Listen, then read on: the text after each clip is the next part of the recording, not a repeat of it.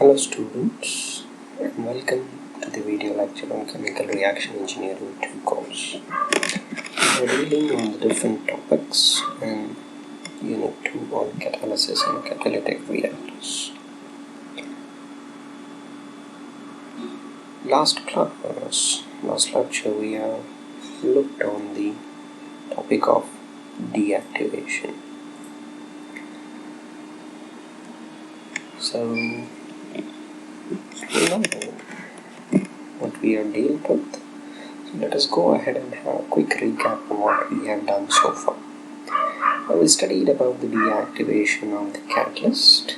We studied how kinetics and the deactivation are connected either by separable kinetics or either by a non-separable kinetics.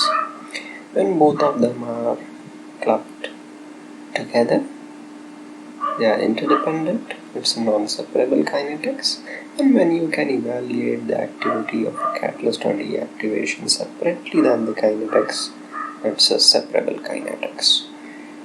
We have seen how the rate of deactivation depends, which typically we take first or second order of decay, the deactivation constant which is function of temperature, and then we have a term which is function of concentration of species. Now, depending on your type of deactivation, your rate of deactivation or rate of decay changes.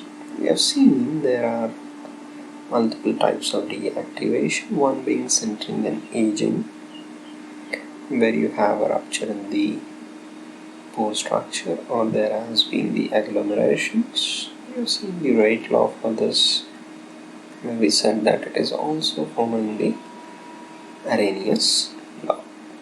Second type of deactivation was coking or fouling, where the carbonaceous material deposition on the catalyst surface reduces the activity of the catalyst. We have seen the amount of carbon, how it is being evaluated with the known fouling parameters for a given time. We have seen the decay law, which we have evaluated and given by the renowned companies. This is where we ended our last lecture. We continue on to the same topic of deactivation in the current lecture. The third type of deactivation is poisoning. Now, poisoning refers to killing of sites by certain impurities which are present into the feed. Now, these impurities act as a poison and gets absorbed onto the catalytic sites. For example, you have lead which is being added into the gasoline as an anti-knocking agent. Although this is not very prominent in current scenario, but we had lead in gasoline which was an anti-knocking agent, and it used to act as a poison for the catalyst. You may also look at sulfur in the hydrocarbon stream that acts as a poison. So for a reaction, let's say A gives B plus C. Typically we know that it goes through an adsorption step, then comes the reaction, and then the desorption step with a certain rate law. This time there is an additional term AT which signifies onto the dependence of activity of a catalyst in the rate law. In addition to the adsorption, reaction in the surface desorption, we have another reaction that is a poisoning reaction, where a poison gets absorbed to the surface of a catalyst. Now this concentration term is what it is important here in addition to the activity. So your rate of deactivation becomes dA by dt. Kd is our deactivation constant. Cp is our concentration of the poison, and activity to the power n, which we typically take 1 or 2. When I say poison, there is a possibility that reactant or a product can carry some amount of impurity, which actually hampers the catalyst surface. Now this rate of poisoning or rate of deactivation will depend on two things. It is very obvious the poison can accumulate on a surface where there are no poison present, or which are being free from poison. So it is the total number of sites that is available for a poison to absorb. That is, number of sites that are unpoisoned, and second, the concentration of a poison into the feed stream. If you write this rate of concentration of poison with time, this Kd, Ct0 being the concentration of total sites minus concentration of poison sites, this will give me the concentration of unpoisoned sites that are available for the poison to get absorbed. And finally, it also depends on the concentration of poison. If I rearrange this thing, I take Ct0 out and move other side, you have Cps by Ct0 with dt, Kd into 1 minus Cps by Ct0, Cp. What is this term, which is Cp0 by Ct0? Cps tells me the concentration of poison sites, and this tells me the concentration of total sites. That means it is the fraction of the poison sites available. Fraction of the poisoned sites. Fraction of the poison sites on the catalyst surface. If we denote it by a F, this becomes dF by dt, Kd into 1 minus F, Cp. 1 minus F, 1 minus F, that is the fraction of the unpoisoned sites. 1 minus F will refer to the fraction of unpoisoned sites, that actually refers to the activity of the catalyst, because that is the only active portion of a catalyst responsible for a reaction to take place. So 1 minus F, we write it as AT, and if you differentiate, you have minus dA by dt is equal to Kd AT into Cp. This is an important equation for us for the third type of deactivation, that is poisoning of reaction. That is where dA by dt you can have Kd Cp0 and A, activity which is function of T.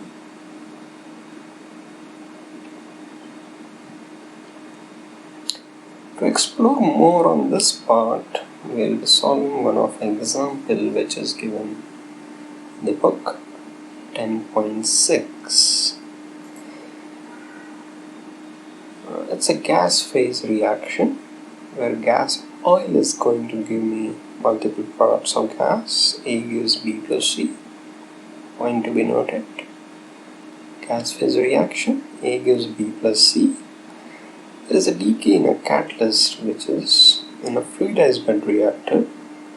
However, that is being modeled as a continuous stirred tank reactor. Now the feed stream contains important 80% of crude and 20% of inert. The crude oil contains sulfur compounds which are poison, as we already discussed this. First approximation is that cracking reaction is going to be again noted. Cracking reaction is first order in crude concentration, and the rate of deactivation of catalyst decay is first order in activity and first order in reactant concentration. So you are given dependence of decay law and the rate of reaction. Now assuming the bed is modulus CSTR, we have to determine rate of reactant concentration, activity and conversion as a function of time. Now the animal field that is we entering is given as 5000 meter cube per hour. Weight of catalyst is given and the bulk density is given to us. We are given initial concentration and the total concentration. You are given the rate constant value and the deactivation value. Our prime importance is again determine the concentration, activity and conversion as a function of time.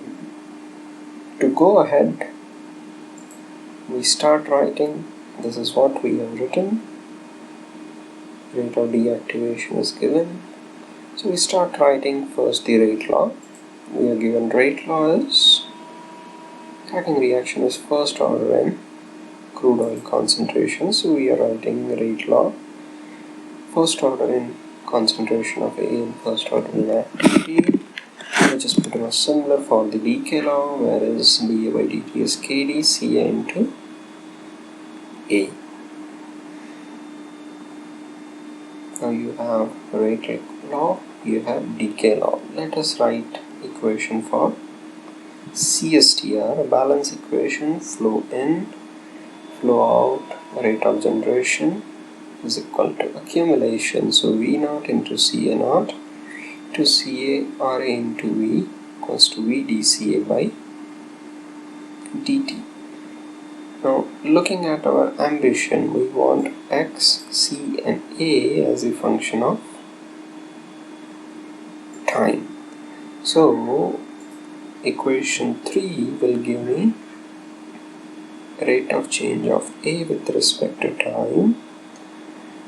My Ra will give me rate of change of concentration with respect to time. And if I write it in terms of conversion, that will give me the final value. So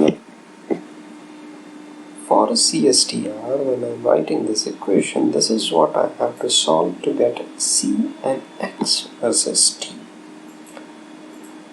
What value is unknown to me is V0, which is given, Ca0 given, V0 given to us, V.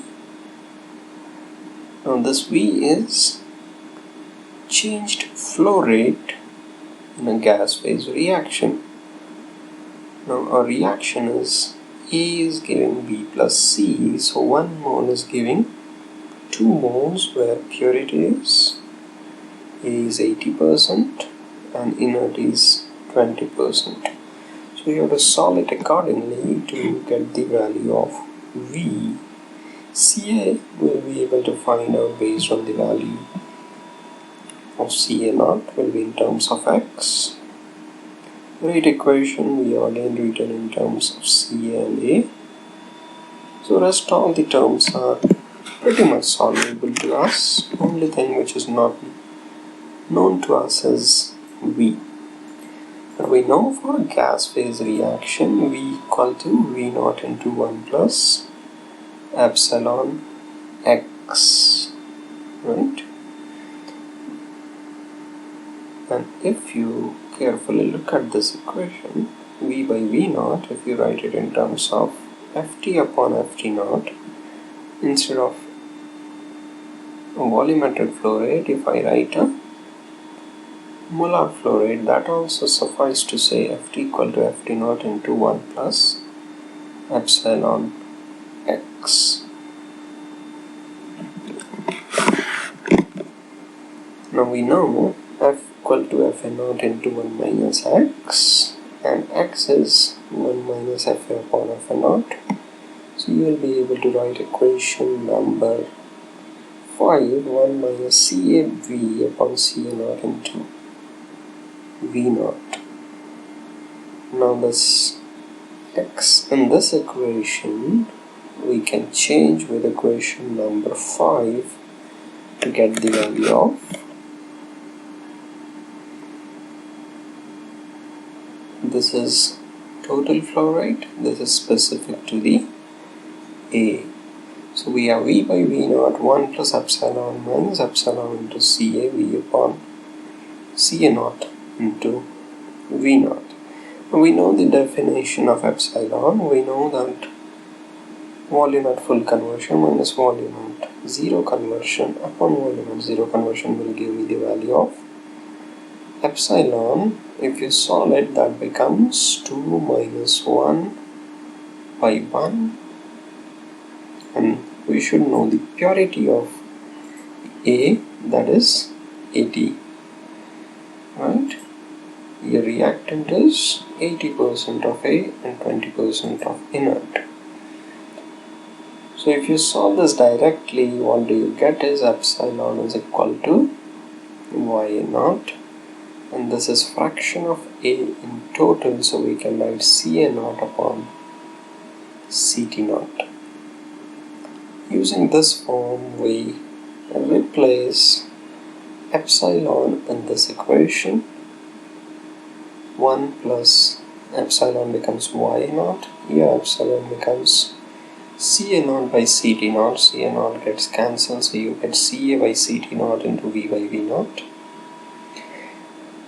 And this is V by V0, this is V by V0. If I rephrase the equation, you get V as function of all the known variables to us, that is Y0, CA and CT0.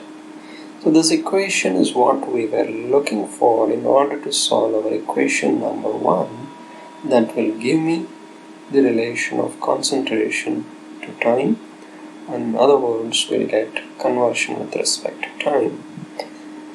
Now if we replace this V0 in the equation 1, you write the right form of equation K into A into CA into V, CA by dt.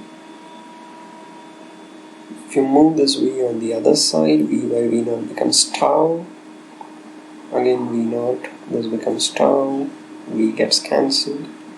So equation 8 is the final form of equation, which gives me dCA by dt, or concentration as a function of temperature.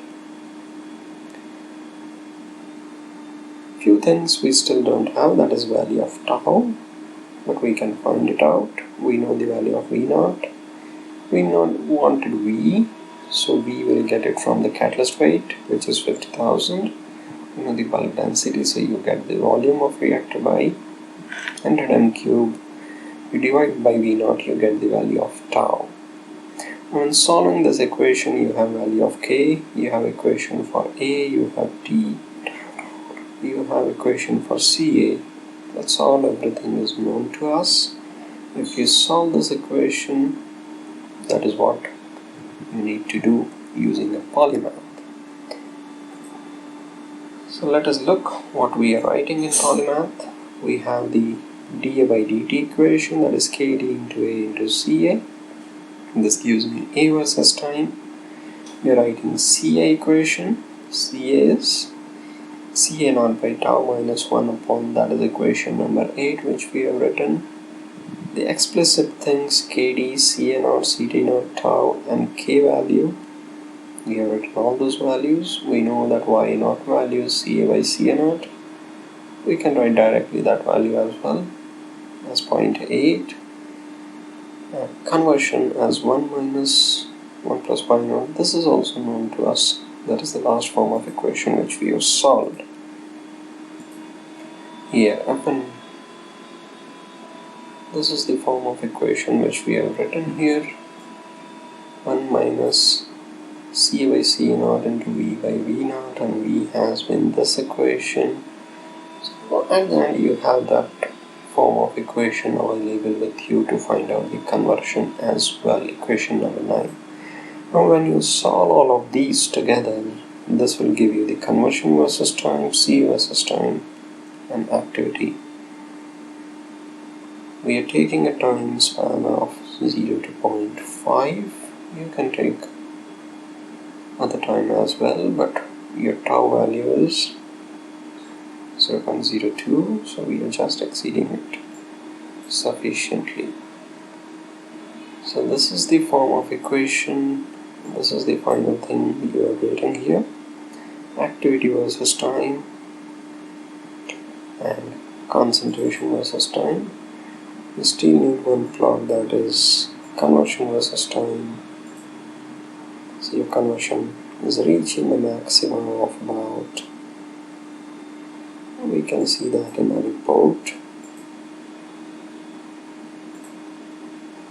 Yeah, so you're getting a maximum conversion of about 36%.